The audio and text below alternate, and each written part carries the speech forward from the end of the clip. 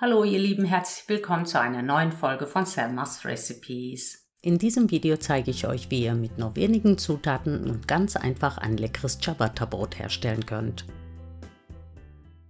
Für das Ciabatta bereite ich einen Tag zuvor einen Vorteig bzw. Polish zu. Hierfür nehme ich 150 Gramm Mehl, eine Prise Trockenhefe und 150 Gramm Wasser und verrühre die Zutaten zu einer klumpenfreien Masse.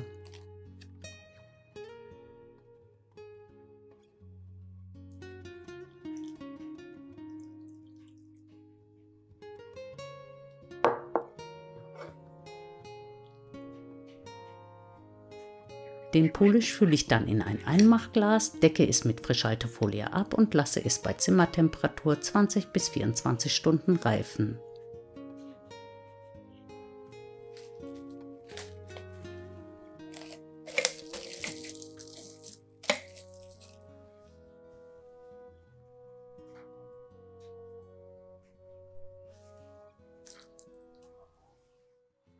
Am nächsten Tag bereite ich dann den eigentlichen Teig zu. Hierfür nehme ich den Polish vom Vortag. Wie ihr seht, hat sich das Volumen deutlich vergrößert und es haben sich viele kleine Bläschen gebildet. Um den Polish einfach aus dem Glas zu bekommen, gebe ich etwas Wasser in das Glas und fülle den Polish in eine Rührschüssel.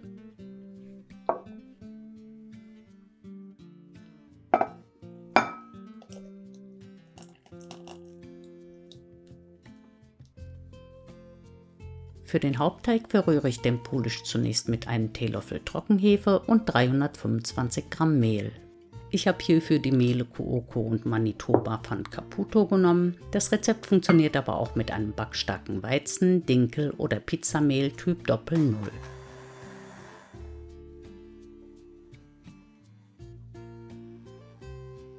Hier gebe ich erst einmal nur einen Teil des Wassers in den Teig, damit er nicht zu weich wird und sich gut durchkneten lässt, und knete ihn ungefähr 5 bis 6 Minuten.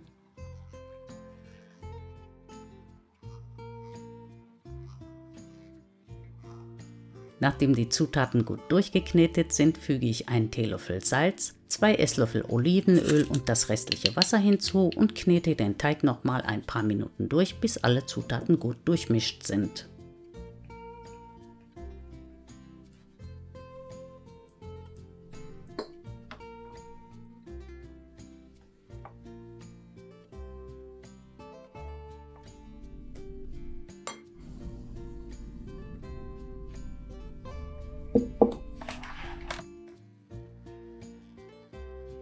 Da der Teig sehr weich ist, werde ich ihn im Folgenden insgesamt 3-mal dehnen und falten, um ihm mehr Struktur zu geben und ein stabiles Glutengerüst aufzubauen. Dafür öle ich die Auflaufform großzügig mit Olivenöl ein, damit der Teig nicht daran kleben bleibt.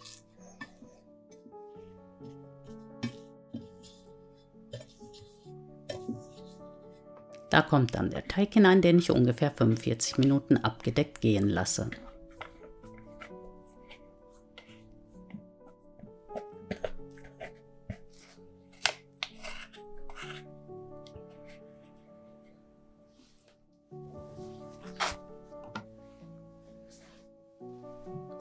Nach dem ersten Aufgehen befeuchte ich meine Hände mit Wasser, hebe dann eine Seite des Teiges, ohne ihn zu quetschen, hoch, ziehe ihn schön in die Länge und lege ihn auf die gegenüberliegende Seite.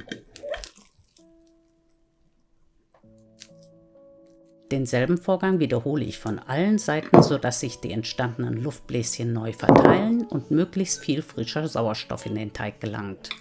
Das ganze Dehnen und Falten mit anschließender Ruhepause sorgt nicht nur für eine grobe und unregelmäßige offene Bohrung, sondern trägt auch zu einem deutlich besseren Geschmack bei.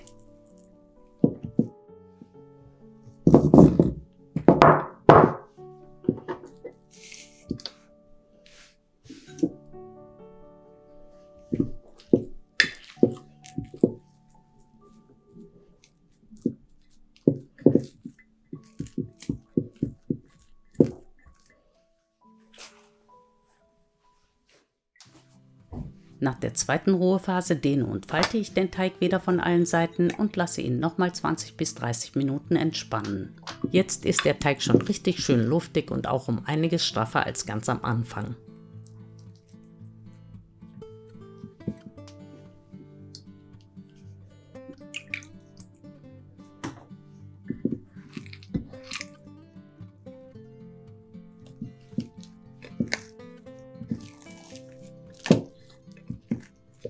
Nach dem letzten Dehnen und Falten lasse ich den Teig wieder 20 bis 30 Minuten ruhen und dann kann er auch schon geformt werden.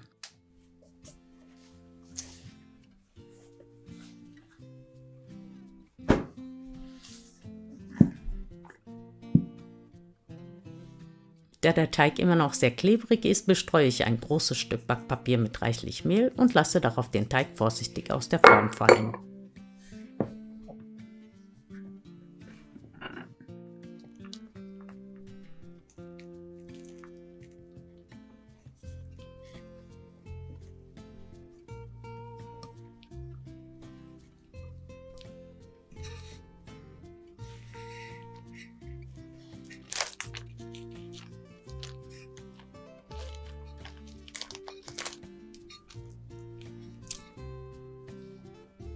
Wer möchte, kann die Oberfläche des Teiges noch mit mehr oder weniger Mehl bestreuen und dann ziehe ich den Teig vorsichtig, sodass die Luftbläschen nicht zerdrückt werden, zu einem Rechteck aus und teile ihn längs in 2 Teile.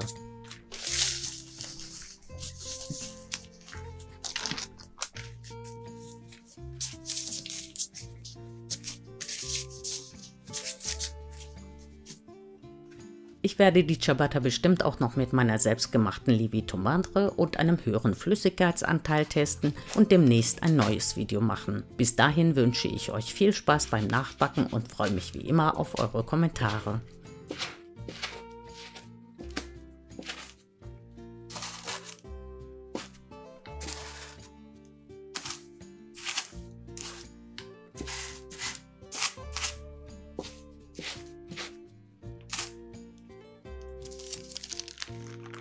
Zum Schluss lasse ich den Teig noch etwa 20 Minuten ruhen und heize in der Zwischenzeit schon mal den Backofen vor. Die Ciabatta könnt ihr entweder bei 250 Grad Ober-Unterhitze oder aber bei 240 Grad auf der Brotbackstufe backen. Ich nehme hier die Brotbackstufe.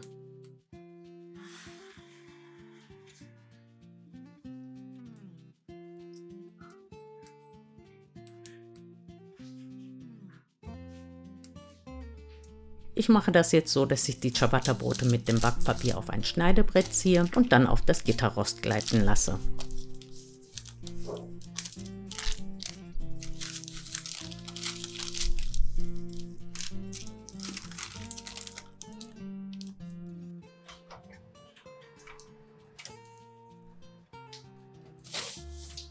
Damit die Ciabatta richtig schön aufgehen, gebe ich noch etwas Wasser in eine kleine Schüssel und bringe so Dampf in den Ofen. Je nach Backofen und gewünschtem Ergebnis beträgt die Backzeit ungefähr 20 bis 25 Minuten.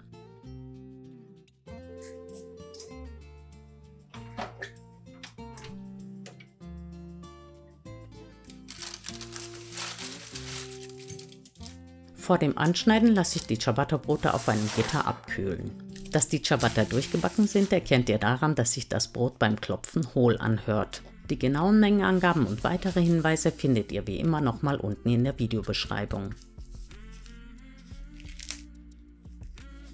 Und jetzt zeige ich euch, wie wunderbar luftig und großporig die Krume geworden ist. Es duftet richtig gut und schmeckt einfach herrlich. Ich kann euch nur empfehlen, dieses Ciabatta nachzubacken, denn es macht richtig Spaß und ist auch noch richtig lecker.